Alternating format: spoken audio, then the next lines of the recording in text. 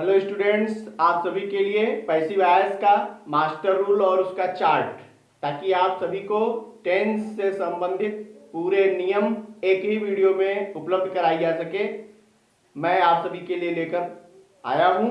आप इसे ध्यान से समझें। सबसे पहले एक्टिव वॉइस और पैसिव वॉइस का मास्टर रूल आपके सामने है, जिसमें आप समझेंगे कि एक्टिव वॉइस में किन चीजों का ध्यान देना चाहिए और पैसिव वॉइस में किन चीजों को समझना चाहिए।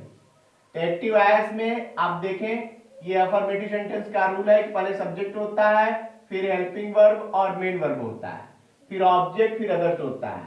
यहाँ ये जो हेल्पिंग वर्ब और मेन वर्ब है, ये टेंस के अनुसार चलता है। और जब इसका पैसिव वॉइस बनाएंगे आप, तो ये आपको पता है कि ऑब्जेक्ट को पहले सब्जेक्ट बना के रखा जाता है, फिर टू बी की क्रिया ली जाती है, फिर वर्ब थर्ड, फिर बाय, फिर subject in the case of object लिया जाता है। तो इसमें जो है टेंस के अनुसार हेल्पिंग वर्ब और मेन वर्ब चेंज होता है, और इसमें टेंस के अनुसार टू बी की क्रिया चेंज होती है। अर्थात यदि इसमें हेल्पिंग वर्ब और मेन वर्ब समझ में आ गया, तो आपको टेंस क्लियर हो जाएगा कि किस टेंस का ये एक्टिव वॉइस है। और पैसिव वॉइस बनाते समय जिस टेंस का ये एक्टिव वॉइस होगा, उसी टेंस की टू बी का भी प्रयोग किया जाता है। यदि आपको ये पता हो जाए कि किस टेंस में कौन सी टू बी लगती है, तो शायद पैसिव वॉइस आसानी से बनाया जा सकता है। आप देखें, जहां जहां हेल्पिंग वर्ब है, जैसे नेगेटिव सेंटेंस होगा तो सब्जेक्ट होगा, हेल्पिंग वर्ब होगा, फिर नॉट या नेवर, फिर मेन वर्ब, फिर ऑब्जेक्ट, फिर अदर्स। तो इसमें जो है ये हेल्पिंग वर्ब और मेन वर्ब के बीच में नॉट या नेवर का प्रयोग कर दिया गया है। या इंट्रोगेटिव सेंटेंस होगा तो इसमें हेल्पिंग वर्ब और मेन वर्ब के बीच में सब्जेक्ट आ गया। इसमें क्वेश्चन वर्ड वाले सेंटेंसेस में आप देखेंगे तो क्वेश्चन वर्ड के बाद हेल्पिंग वर्ब और मेन वर्ब आ गया, सब्जेक्ट बीच में हो गया। हु वाले सेंटेंसेस में हेल्पिंग वर्ब और मेन वर्ब हु के बाद आ गया, आगे ऑब्जेक्ट हो गया। व्हाट या हुम वाले सेंटेंसेस में हेल्पिंग वर्ब और मेन वर्ब सब्जेक्ट के बाद हो गया, बीच में सब्जेक्ट हो गया। जहां जहां हेल्पिंग वर्ब और मेन वर्ब है, वहां वहां टेंस, इसी से आपको टेंस की पहचान मिलती है। इसके अलावा आप पैसिव वॉइस में देखेंगे तो हर जगह आपको टू बी नजर आएगा। टू बी का प्लेस बदल रहा है इंट्रोगेटिव के में और नेगेटिव में, हर जगह ये टू बी की क्रिया प्रयोग की जा रही है। शेष सारे रूल्स आप देखेंगे तो सब में सबका प्लेस डिसाइडेड है, उनका प्लेस चेंज नहीं हो रहा।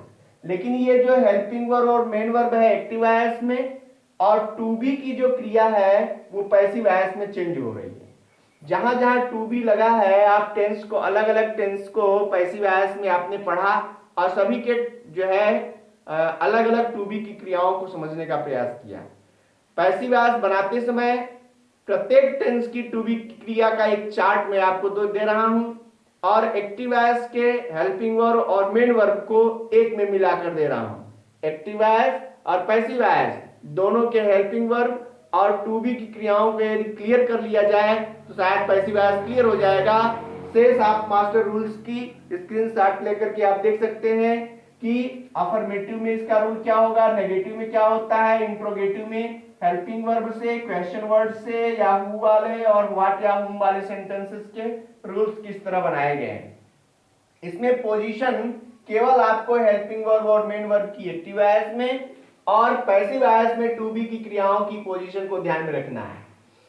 प्रिय विद्यार्थियों, यहाँ आपका कंफ्यूजन क्लियर करने का प्रयास करूंगा कि टू बी की क्रियाएं या हेल्पिंग वर्ब और हेल्पिंग वर्ब जो है वो कभी कभी दो या दो से अधिक शब्दों से मिलकर बनती हैं। तो उनके लिए आपको यह रूल जानने की जरूरत है कि यदि कोई हेल्पिंग वर्ब दो प्राइमरी ऑक्सिलरीज का हो तो नेगेटिव और इंट्रोगेटिव में दोनों अलग अलग लिखे जाते हैं, या यदि एक मॉडल ऑक्सिलरी और एक प्राइमरी ऑक्सिलरी है तो मॉडल और प्राइमरी को अलग अलग करके रखा जाता है।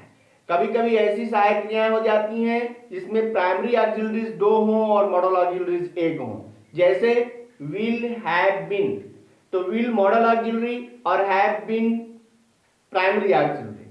तो जब भी नेगेटिव या इंट्रोगेटिव सेंटेंस बनाएंगे तो आपको प्राइमरी को अलग और मॉडल को अलग रखना चाहिए, यानी मॉडल विल या सेल अलग हो जाएगा और हैव और बीन एक साथ होगा नेगेटिव और इंट्रोगेटिव के सेंटेंसेस में। तो इन सब छोटी छोटी चीजों का ध्यान रखेंगे तो आप इस मास्टर रूल से टेंस के सारे जो है पैसिव वॉइस को आसानी से बना सकेंगे। आइए आप सभी को प्रत्येक टेंस की helping verb, main verb, active voice में और टू बी की क्रिया के बारे में बताते हैं।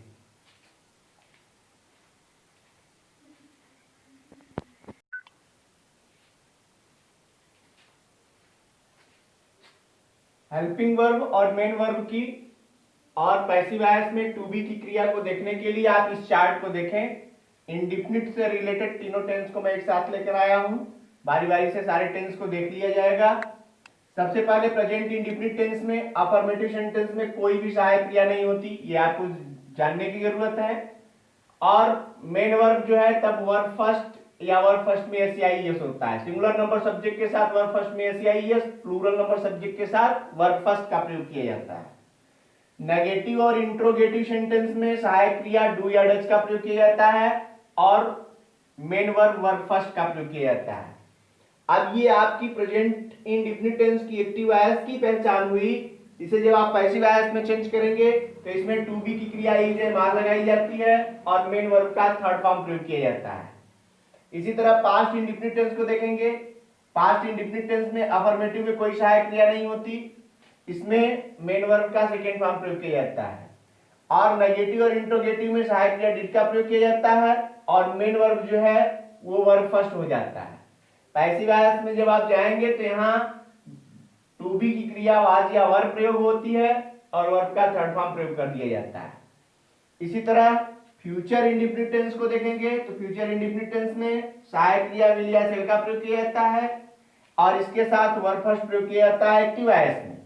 और पैसिव वॉइस में विल या सेल के साथ बी का प्रयोग कर दिया जाता है और वर्ब का थर्ड फॉर्म पैसिव वॉइस में प्रयोग किया जाता है।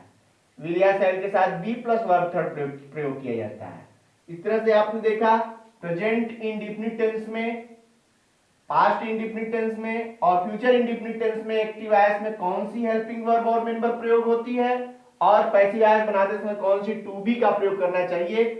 प्रिय विद्यार्थियों, कभी कभी पैसिव वॉइस के सेंटेंसेस को एक्टिव वॉइस में बदलना होता है, तो यदि ये चार्ट आपका क्लियर है तो आप पैसिव वॉइस के अनुसार एक्टिव वॉइस में और एक्टिव वॉइस के अनुसार पैसिव वॉइस में भी कन्वर्ट कर सकते हैं।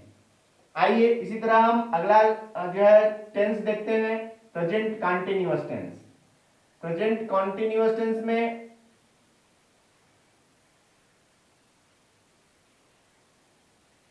इसमें अफर्मेटिव और नेगेटिव का कोई वो नहीं है, इसमें सहायक क्रिया ऑलरेडी लगती है is am are,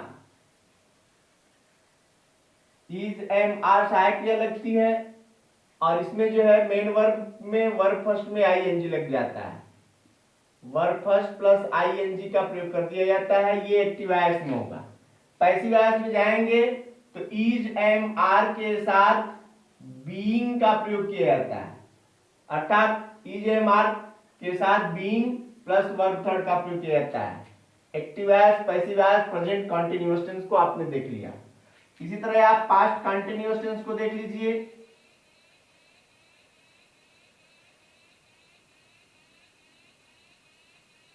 past continuous tense को देखेंगे तो इसमें भी अफर्मेटिव नेगेटिव का कोई वो चक्कर नहीं है, इसमें आप डायरेक्ट हेल्पिंग वर्ब के रूप में वाज या वर का प्रयोग करते हैं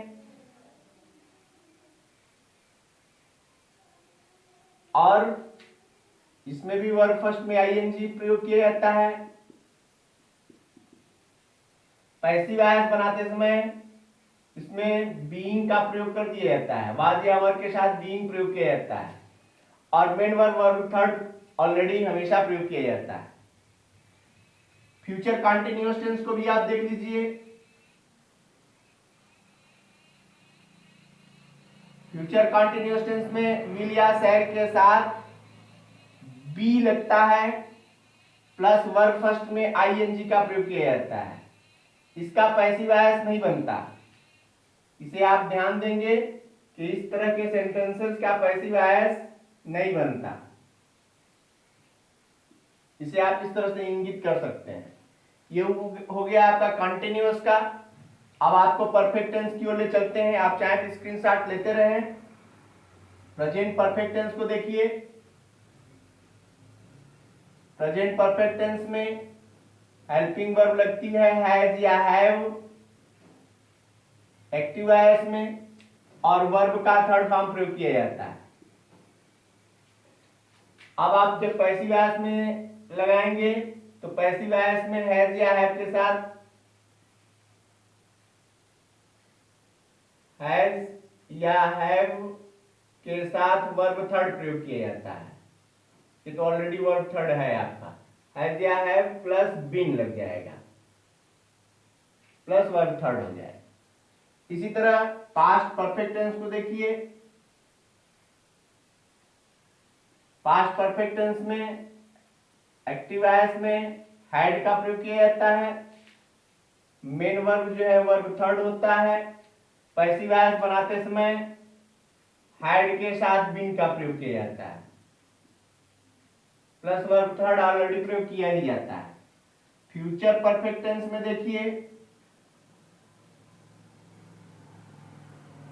फ्यूचर परफेक्ट टेंस में आएंगे तो विल या शैल के साथ हैव का प्रयोग होता है,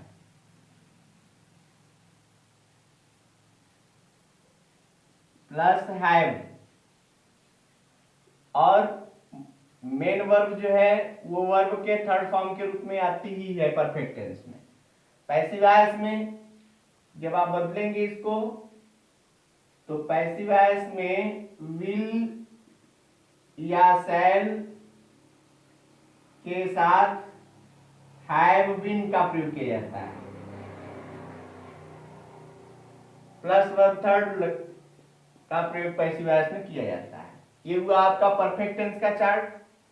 इस तरह आपने इंडेफिनिट का देखा, कंटिन्यूअस का देखा और परफेक्ट टेंस का भी चार्ट देखा। इसके बाद आप देखें परफेक्ट कॉन्टिन्यूअस में जाएंगे तो आपको पता है परफेक्ट कॉन्टिन्यूअस टेंस तीनों present perfect continuous, past perfect continuous और फ्यूचर परफेक्ट कॉन्टिन्यूअस टेंस का पैसिव वॉइस नहीं बनता।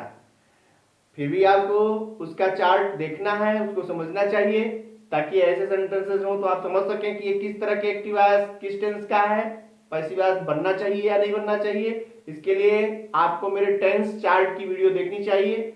मेरे YouTube channel doctor Manoj Mishra को सब्सक्राइब करिए और उसमें प्लेलिस्ट में टेंस चार्ट को आप देखें, टेंस की प्लेलिस्ट में टेंस चार्ट को देखें। उसमें आपको आपका कॉन्सेप्ट टेंस से संबंधित पूरी तरह क्लियर हो जाएगा और आप जो है टेंस को पहचान सकेंगे।